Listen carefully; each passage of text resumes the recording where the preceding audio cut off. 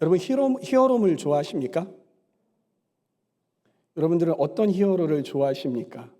각자마다 좋아하는 히어로가 다르겠죠. 여러분 이 히어로물의 역사가 좀 길다라는 건 여러분들 아십니까? 이 다져진 히어로상, 그러니까 전통적인 영웅상들이 있습니다. 그런 공통점들이 있어요. 그게 뭐냐면 예를 들어서 이런 거예요. 하이 블러드. 무슨 뜻이에요? 고상한 어떤 그런 피를 타고 이렇게 내려온, 예를 들어서 아버지가 신인 거예요. 아버지가 어떤 위대한 사람이고 이러한 거예요. 그리고 불멸의 존재죠. 죽지 않습니다, 영웅은. 또 항상 선을 위해서 싸우는 존재이고요. 또 이 영웅들에게는 뭐가 있나요? 초능력이 있습니다. 이런 것들이 있는 거예요. 유대인들은 오랜 시간 동안 외세의 공격과 지배를 받으면서 고통 속에서 살아왔습니다. 그러면서 그들이 늘 기대하고 고대해 왔던 것이 있어요. 그것은 무엇이냐면 메시아가 오면, 영웅이 오면 지금 이 상황을 역전시켜 줄 것이다. 다윗 때의 이스라엘로 회복시켜 줄 것이다. 그래서 배불리 먹고 자유를 누릴 수 있을 것이다. 이 이스라엘 사람들에게 있어서 그들이 기다리던 영웅은 바로 메시아였습니다. 그런 상황에서 예수님께서 나타나셨습니다. 이스라엘은 열광을 했어요.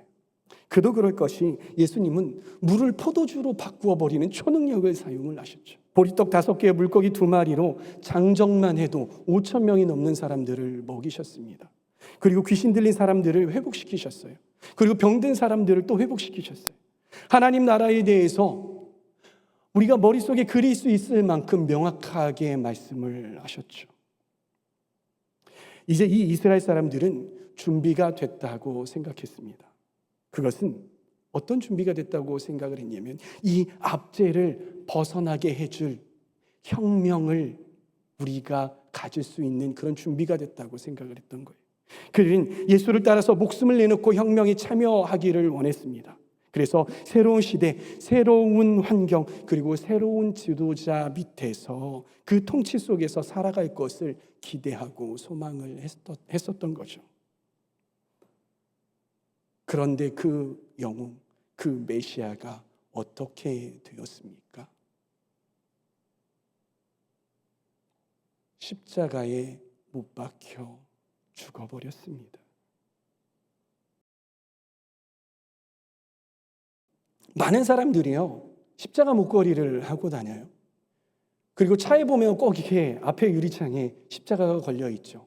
여러분들의 집에 가면은 꼭 나무 십자가가 거실에 딱 하고 붙어 있어요. 여러분들의 책상은 어떻습니까? 여러분들의 책상에 나무 십자가 하나쯤은 올려놔져 있는 거죠. 여러분, 우리는 왜 이렇게 십자가를 좋아하는 걸까요? 우리는 왜 이렇게 십자가를 지니고 다니고 싶어 하는 것일까요? 그것은 나는 예수 그리스도를 믿는 사람이다라는 것, 그런 것들을 나타내 보이기 위해서, 그리고 나는 그런 사람이야 라고 그렇게 생각하기 위해서 그렇게 지니고 다니는 것 아니겠습니까? 그런데 여러분, 십자가는 그렇게 고상한 것이 아닙니다. 여러분, 십자가가 무엇입니까? 우리가 다 알듯이 십자가는 처형 도구였습니다. 예수와 십자가 처형이라는 책에 보면 이렇게 십자가형에 대해서 이렇게 표현을 하더라고요. 십자가 처형은 매우 불쾌한 것이다. 다시요. 십자가 처형은 매우 불쾌한 것이다. 예수님의 십자가 죽음을 해석하거나 묘사하려는 사람은 2가지 중에 하나를 선택을 해야 됩니다. 하나는 무엇이냐면 사실적으로 그것들을 묘사할 것인지, 아니면 그것들을 생략하고 넘어갈 것인지. 여러분, 패션 오브 더 크라이스트라는 영화 보신 적 있으십니까? 이 영화가 개봉되었을 때 사람들은 상당히 큰 충격에 빠졌습니다. 왜냐하면 이 십자가 사건을 아주 자세하게, 상세하게, 사실적으로 그려냈기 때문이에요. 잔인했어요. 이 영화를 보고 사람들이 2가지 방향으로 나뉘었습니다. 어떤 사람들은 이 예수님의 순환, 예수님의 이 십자가 사건을 보면서 그 아픔에 동참하기 위해서 울고 아파하고 예수님 어떻게 하실까? 이런 반응이었고, 반면에 또 한 부류는 눈을 감아버리는 사람, 귀를 막아버리는 사람들이 있었습니다. 왜 그랬을까요?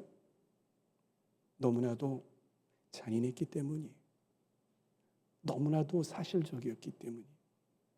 너무나도 십자가 사건이 그들에게 있어서 불쾌했기 때문인 것이에요. 여러분, 십자가형의 본질은요, 육체의 고통을 주기 위함이 아닙니다. 십자가형의 본질은 무엇이냐면 오히려 체면을 손상시키는 데 있습니다. 조엘 그린이라는 분이 크루시픽션이라는 책에서 이런 이야기를 했어요. 주요 교차로나 통행량이 많은 주요 도로에서 나체로 공개 처형을 당한 뒤 새나 짐승의 밥으로 던져진 십자가형의 희생자들은 지독하게 잔인한 조롱거리로 삼을 최적의 대상이었다. 여러분, 율법에는요, 사람을 때릴 때, 즉 태형에 처할 때 49대 이상으로 칠 수 없게 되어 있습니다. 말씀에 보면 왜 그러냐면 그 사람의 체면 때문에 그렇다라는 거예요. 그러나 십자가형은 유대인과 그리스인 모두에게 있어서, 그리고 우리에게 있어서도 사람이 겪을 수 있는 가장 천하고 가장 멸시받는 가장 불쾌한 것이었어요. 십자가형은 살 가치가 없다, 인간도 아니다라는 분명한 신호를 보내고 있었던 것입니다. 그러나 예수님에게 있어서 육체적 고통과 그리고 체면보다 더한 것이 있었습니다. 그것은 무엇이었냐면 바로 하나님 아버지와의 단절이었던 것이에요. 여러분, 세상에서 가장 고통스러운 것이 무엇일까요? 세상에서 가장 고통스러운 것은 무엇이냐면 사랑하는 남편과 사랑하는 아내와 사랑하는 자식들과 그리고 사랑하는 부모님과 관계가 단절이 되는 것이에요. 그리고 그들의 사랑을 잃어버리는 것인 거예요. 그 관계가 친밀하면 친밀할수록 이 단절에서 오는 고통은 심한 겁니다. 그런데 예수님과 하나님 관계는요, 그 이 세상의 어떠한 관계보다도 비교할 수 없을 정도로 친밀한 관계였습니다. 예수님께서는요, 단 한 번도 하나님 아버지와 분리되어 보신 적이 없어요. 태초 이전에서부터 예수님께서는 하나님 아버지와 함께 하셨고, 본질적으로 예수님은 하나님 아버지와 하나이셨습니다. 예수님께서는 십자가형을 통해서 그런 하나님 아버지와의 관계가 끊어졌을 뿐만 아니라 모든 인간의 죄를 짊어지고 그 하나님 아버지의 진노를 받아야만 했던 것이에요. 여러분, 그것이 예수님께서 지셨던 십자가형이었습니다. 십자가형은 예수님에게 있어서 이렇게 가장 고통스러운 것이었습니다. 가장 큰 저주였던 것이. 여러분, 예수님은 왜 이 육체의 고통, 체면의 손상, 그리고 무엇보다도 하나님 아버지와의 단절을 감수하시면서까지 십자가에서 죽으셨을까요? 왜 그러셨을까요? 그것은 바로 우리를 죄에서부터 살리시기 위해서, 우리를 구원하시기 위해서 죽으셨던 것이죠. 베드로 사도의 말씀을 함께 읽어보도록 하겠습니다. 베드로 전서 3장 18절 말씀 함께 읽습니다. 그리스도께서도 단번에 죄를 위하여 죽으사 의인으로서 불의한 자를 대신하셨으니 이는 우리를 하나님 앞으로 인도하려 하심이라. 육체로는 죽임을 당하시고 영으로는 살리심을 받으셨으니. 예수님이 십자가에 못 박히심으로 말미암아 우리의 모든 죄는 단번에 해결되었습니다. 이것은 사실입니다. 그런데 그런 우리는 어떻게 이 세상 가운데 살아야 한다고 성경은 말하고 있습니까? 우리 갈라디아서 2장 20절 말씀, 우리가 다 알고 있는 말씀이죠. 함께 읽어보도록 하십시다. 내가 그리스도와 함께 십자가에 못 박혔나니 그런즉 이제는 내가 사는 것이 아니요 오직 내 안에 그리스도께서 사시는 것이라. 이제 내가 육체 가운데 사는 것은 나를 사랑하사 나를 위하여 자기 자신을 버리신 하나님의 아들을 믿는 믿음 안에서 사는 것이라. 내가 그리스도와 함께 십자가에 못 박혔다. 그래서 나는 죄에 대해서 죽은 자다. 나는 죄에 대해서 죽은 자로 산다라고 사도 바울이 고백하고 있는 것이, 우리 그리스도인은 이 사도 바울의 고백처럼 죄에 대해서 죽은 자로 살아야 하는 줄 믿습니다. 우리는 죄에 대해서 죽은 자로 살아야 하는 것이. 그런데 나는 십자가에 못 박혀 죽은 자다. 나는 예수님께서 십자가에서 못 박혀 죽으심으로 나도 죽었다라고 고백하는 우리가, 그렇게 고백하면서도 여전히 특정 상황이 오면, 특정의 관계에 들어가면, 특정의 감정이 올라오면 죄에 대해서, 그리고 내 육신에 대해서 살아있는 자로 반응하게 된다는 것이, 여러분, 죽은 자는 유혹에 반응하지 않습니다. 죽은 자는 화를 내지 않습니다. 죽은 자는 우울해하지 않습니다. 죽은 자는 남을 공격하지 않습니다. 그런데 왜 우리는 이런 것들에 자꾸 영향을 받고 이런 것들에 반응되어질까요? 그것은 내가 십자가에 못 박혀 죽었다. 내 옛 자아가 십자가에 못 박혀 죽었다라는 사실을 망각하기 때문인 것이, 또한 그것을 믿지 않기 때문인 것입니다. 그래서 자신이 죽었는데도 불구하고 자꾸 내 자신이 산 사람처럼 여기고 행동하게 되는 것이죠. 여러분, 이러한 존재가 가상의 존재이긴 하지만 한 존재가 있습니다. 여러분, 무엇인지 아십니까? 바로 좀비입니다. 좀비 영화가 우리나라에 들어와서 흥행을 하기 시작한 지가 한 10년에서 15년 정도 된 것 같아요. 그러나 이 서양에서는 이 좀비물에 대한 역사가 좀 깊습니다. 여러분, 좀비는 어떤 존재입니까?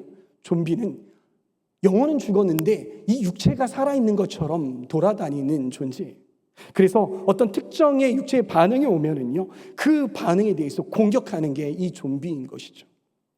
우리가 십자가에 예수님과 함께 못 박혀 죽은 존재로 살지 않으면 우리 자신도 이 좀비와 같은 존재로 살아간다라는 것이, 나의 육이 살아서 죄의 종노릇하며 살아가게 되는 것입니다.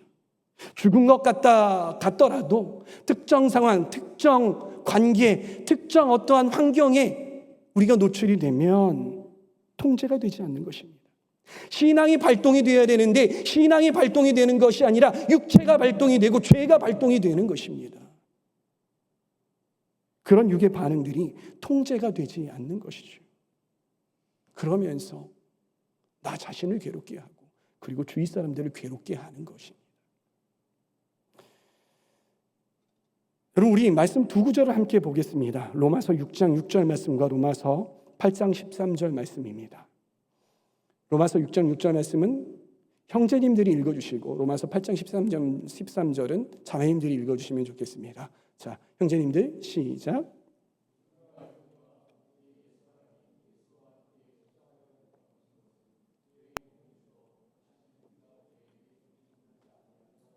아멘. 여성분들 시작.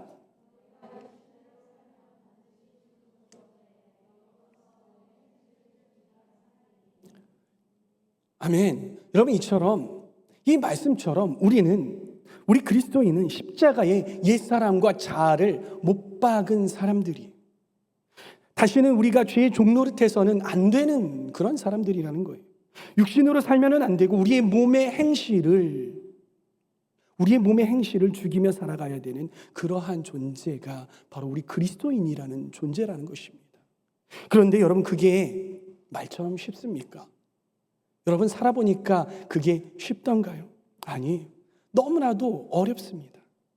우리가 수없이 회개하고 예수 그리스도와 함께 죽었다고 수없이 고백하지만 우린 너무나도 여전히 죄에 반응하며 살아가고 있다는 거예요. 옛사람이 불쑥불쑥 올라와요. 어느 순간 정신 차리면 내가 죄에 휘둘렸구나. 이 사실을 깨닫고 절망하게 되는 것이 바로 우리라는 것입니다. 그러면서 어떤 생각이 듭니까?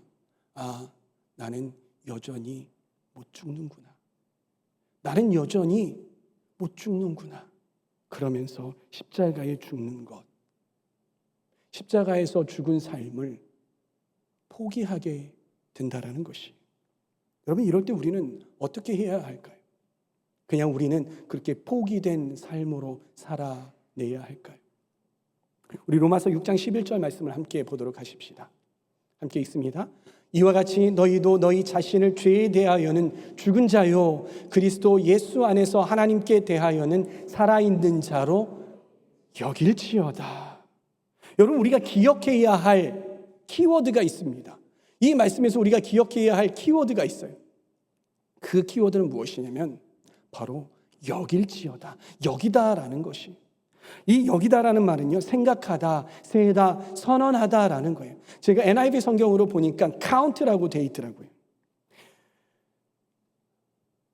좀 진지한데 제가 생뚱맞은 예화를 하나 가지고 나왔습니다. 여러분, 산낙지 먹어보셨습니까?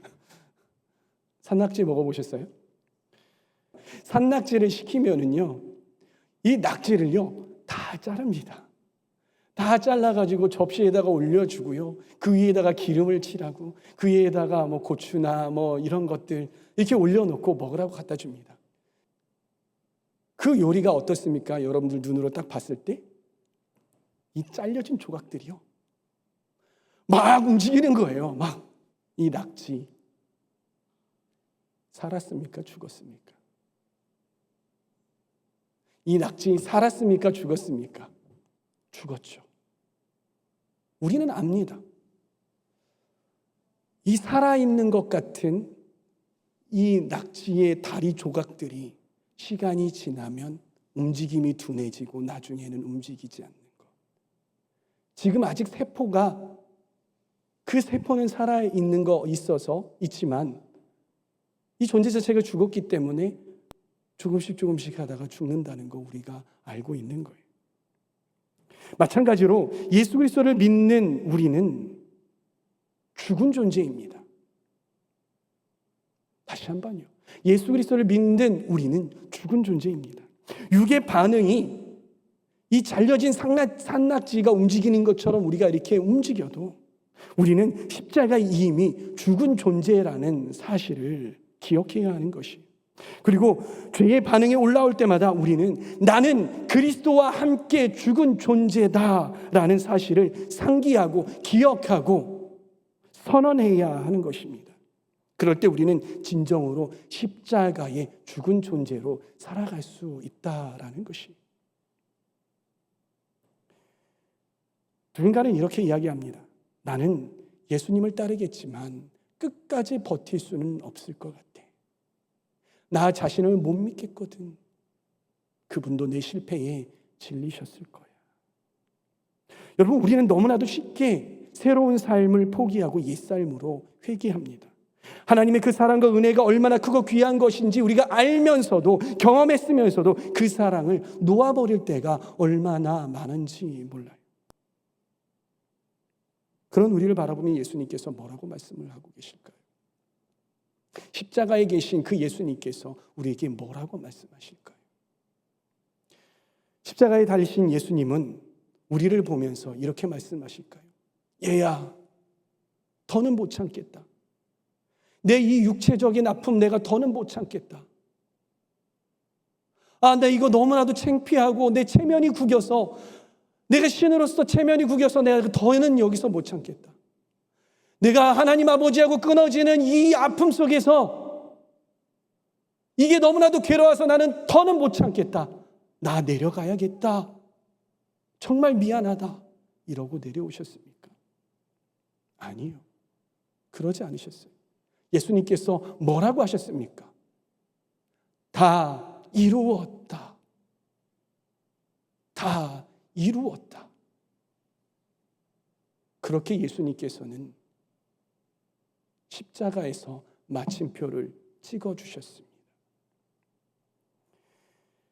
팀 켈러 목사님은 인생 질문이라는 책에서 이렇게 쓰셨어요.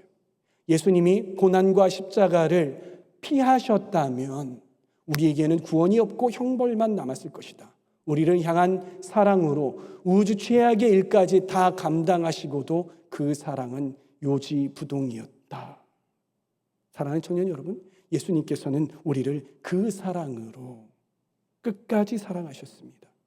그리고 우리는 그 사랑으로 온전히 용서받았습니다.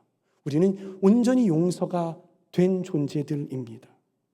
조건적으로 용서된 것이 아니라 완전히 용서가 된 것이.